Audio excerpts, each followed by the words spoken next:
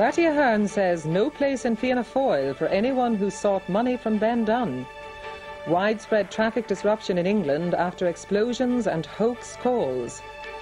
A crisis in blood stocks. The blood bank moves to attempt to boost supplies. And a Dublin man is charged with the murder of his wife in the city last January.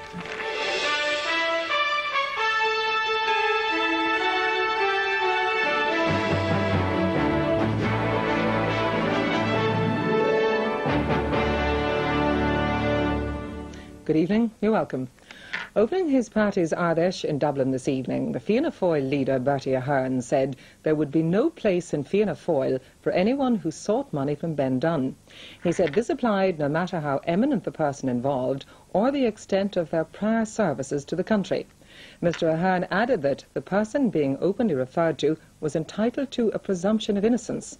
Last night, RTE's primetime programme said the tribunal inquiring into the Dunne's affair had served discovery documents on the former Fianna Fáil leader, Charles Haughey.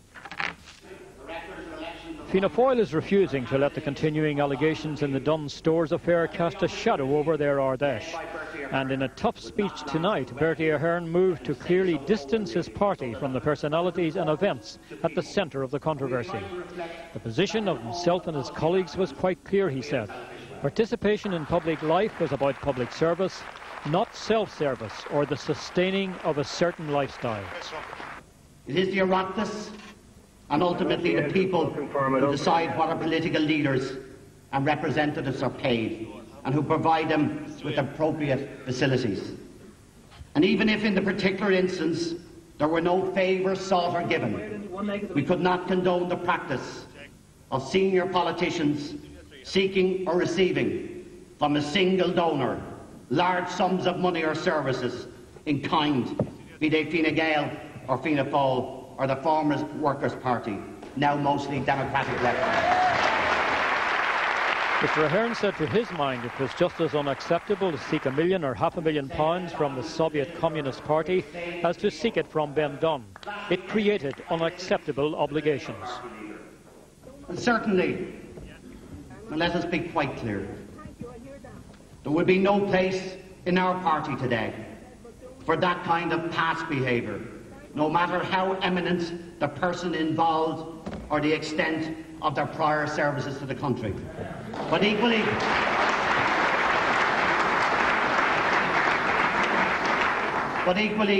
the person now being openly referred to, like the humblest citizen in the land, is entitled to a presumption of innocence. Throughout his speech, Mr Ahern never once mentioned the name of Charles Haughey, but he made a strong appeal for the withholding of judgment on all the issues until the tribunal had completed its work. Our political editor, Donal Kelly, joins us now from the RDS. Donal, what was the delegates' response to that very strong speech from Bertie Ahern? Well, Mr Ahern was given an enthusiastic reception when he arrived in the hall to make what was the toughest opening Ardèche speech I have heard for quite a long time. He moved very quickly to draw a steel curtain, as it were, between the party he leads today and the party that is at the centre of all the allegations that are floating around at the moment in relation to the Dunne's affairs. And it was noticeable that the delegates hung on to his every word in that passage. There was strong applause when he said there was no place in the modern Fianna Fáil for that behaviour. But there was equally some sympathetic applause when he said there should be no judgments made and people should withhold judgments until after the tribunal had completed its work. Still, of course, politics is very much about perception. Is the Dunne's affair going to cast a shadow over the entire proceedings of the Ardèche? Well, I would think that there are many in Fianna Fáil who are waiting with trepidation for the papers over the next few days. But the organisers here in the party hierarchy are adamant that it will not be allowed to cast a shadow over the Ardèche. It is nevertheless a talking point among delegates, and it is obviously a talking point with the media. But they're determined to put it to one side.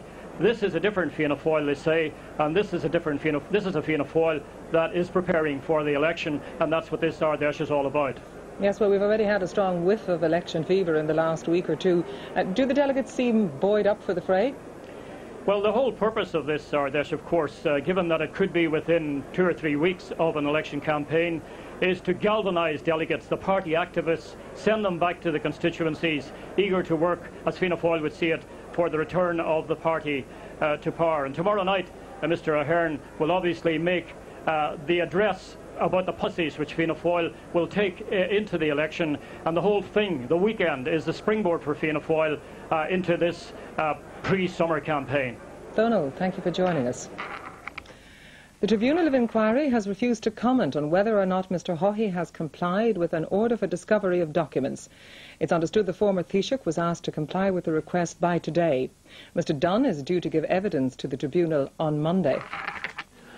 The disclosure on RTE's primetime programme last night confirms earlier reports in the Sunday Tribune, the Sunday Times and yesterday's Daily Star that Ben Dunn will name the former Taoiseach Charles Haughey as the recipient of over £1 million from the former supermarket tycoon.